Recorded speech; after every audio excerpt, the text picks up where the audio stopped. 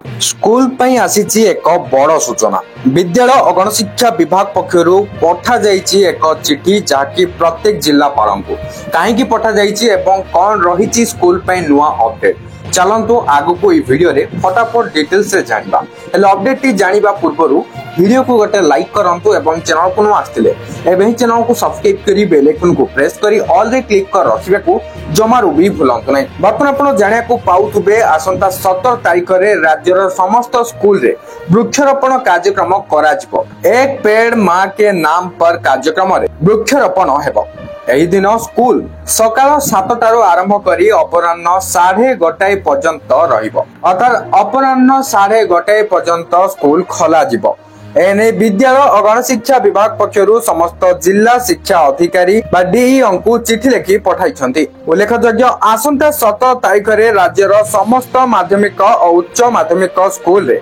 विशाल चारा रोपण कार्यक्रम अनुष्ठित हेबो एथिरे समस्त छात्र छात्री शामिल हेबा नै सूचना रहिछि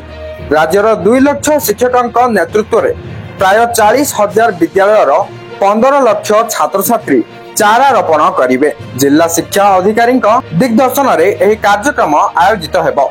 चिठी रे उल्लेख करा जाइछि जे सरकारक अनुमोदन क्रमे समस्त सरकारी और सरकारी अनुदान प्राप्त स्कूल रो समय को परिवर्तन करा जाइछि आसंता 17 तारिख रे अर्थात 1 सेप्टेम्बर 17 तारिख रे छात्र छात्री माने सकाळ 7टा सुधा स्कूल रे पहुंचिबे 1:30 बेल को स्कूल छुट्टी करा जिवो मात्र सही दिन समस्त पिला जेपरी मध्याह्न भोजन करंती ताकू सुनिश्चित करा जिवो अर्थात सही दिन स्कूल रे मध्याह्न भोजन मध्य दिया जिवो एथि जो पाठपढ़ा मध्य हेबो सेपरी विभिन्न प्रतियोगिता करा जाइथिबा कृति छात्र छात्री को पुरस्कार वितरण भी करा जिवो तो बर्तमान जहाँ भी किसी विद्यालय और गणशिक्षा विभाग पक्षरु नुआ सूचना आसीथिला एबे तो आपण भला भाबरे जानि गलेनी वीडियो किसी इन्फॉर्मेटिव थिला तेणु करे लाइक करिवे एवं शेयर करी समस्त को ए विषय रे जणाई दियंतु एवं एई टाइप रो इन्फॉर्मेटिव वीडियो पाए पिन चाहतले चैनल सहित कनेक्टेड हेकि रुहंतु एवं टेलीग्राम चैनल रे जॉइन करंतु व्हाट्सएप चैनल रे फॉलो करंतु से सब लिंक आपण को डिस्क्रिप्शन रे मिलि जिवो चेक आउट करनियंतु थैंक यू फॉर वाचिंग।